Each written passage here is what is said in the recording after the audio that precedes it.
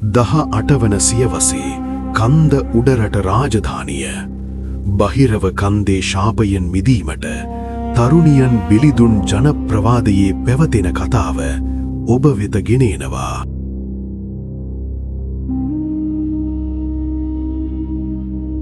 නගරයට ආසන්නයේ ගමක වැලිගල මැණිකේ නම් සුරූපී තරුණියක් වාසය කළා.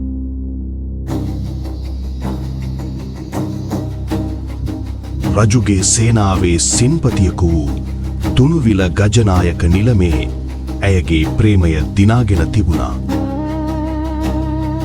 ඔවුන් රහසෙන් හමුවේ තම අනාගතය ගැන සිහින මැව්වා.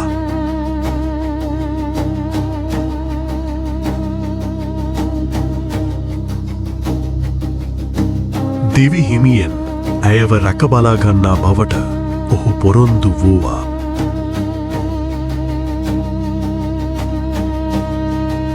කාලය එසේ ගතවෙද්දී රාජධානියට මහා විපතක් පැමිණුණා. මධ්‍යම රාත්‍රියේ ඈතින් ඇසුණු භයානක ශබ්දයෙන් නගරවැසියන් භීතියට පත් වුණා. රජතුමා මෙම භයානක ශබ්දය පිළිබඳව විමසිලිමත් වුණා. එය විමසීම සඳහා රජුගේ විශ්වාසවන්තම පුරෝහිත බමුණාව කැඳවුවා. දේවයන් වහන්සේ, විලාප හඬ ඇහෙන්නේ බහිරව කන්දෙන්. බහිරවයාගේ ශාපය මුළු රාජධානියම පුරාම පැතිරිලා. මෙයට පිළියම් නොයදුවොත් මහා ව්‍යසනයකින් රාජධානිය විනාශ වී යනු ඇය.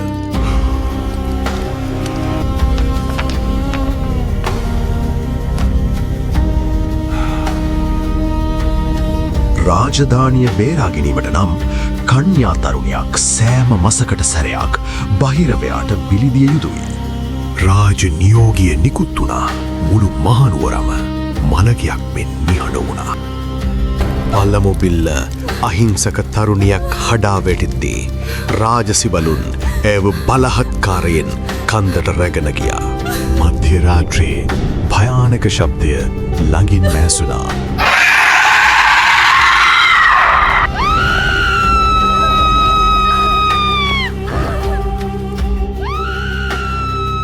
එදින රාත්‍රියේ බහිරවයාගේ මෙන්ම තරුණියගේ විලාපය නගරය පුරා දෝංකාර දුන්නා. පසුදා උදෑසන එහි ඉතිරිව තිබුණේ ලෙයින් තෙත් වූ ඇගේ නිසල සිරුර පමණයි. අනේ දෙවියනියනි, අපව මේ විපතින් ගලවා ගන්න. මාස ගණනක් ගෙවී ගියා. කන්ද මුදුන තරුණියන්ගේ සුසානයක් බවට පත් වුණා. මේ බියකරු භව මැද කාලය ගෙවී ගියා. දෛවය කුරිරුහුණා. මීළඟ බිල්ල ලෙස තෝරාගත්තේ වැලිගල මැණිකේවයි. මැණිකේ සිරමැදිරියක සිට තම පෙම්වතාව සිහිකරමින් හඬා වැටුණා.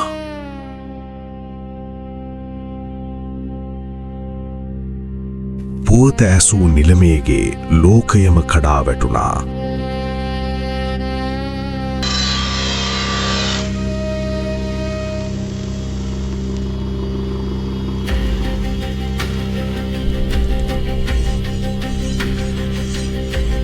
ප්‍රෙම්වතිය බේරාගන්නා ආකාරය ඔහු තනිවම සැලසුම් කළා.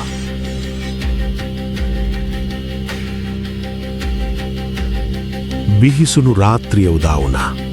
මැණිකේව කන්ද මුදුනට රැගෙන ගියා.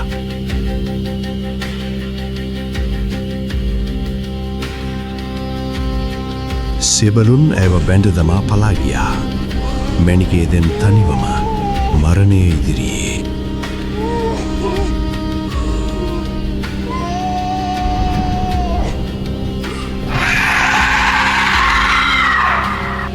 බිහිසුණු හඬ ළඟම ඇසුණා.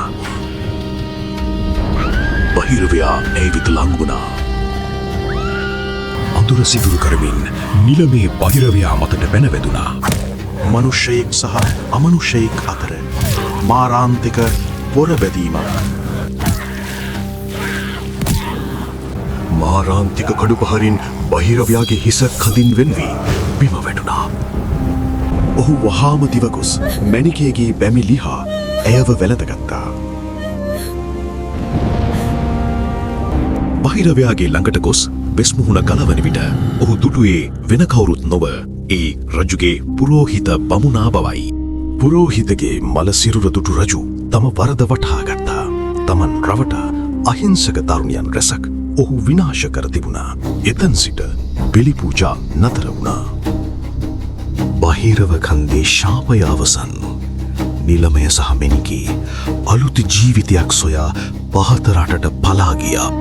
වසර ගණනාවකට පසු ඒ අඳුරු මතකයන් මකා දමන්නට කන්ද මුදුනේ බුදු පිළිමයක් ඉදිවුණා.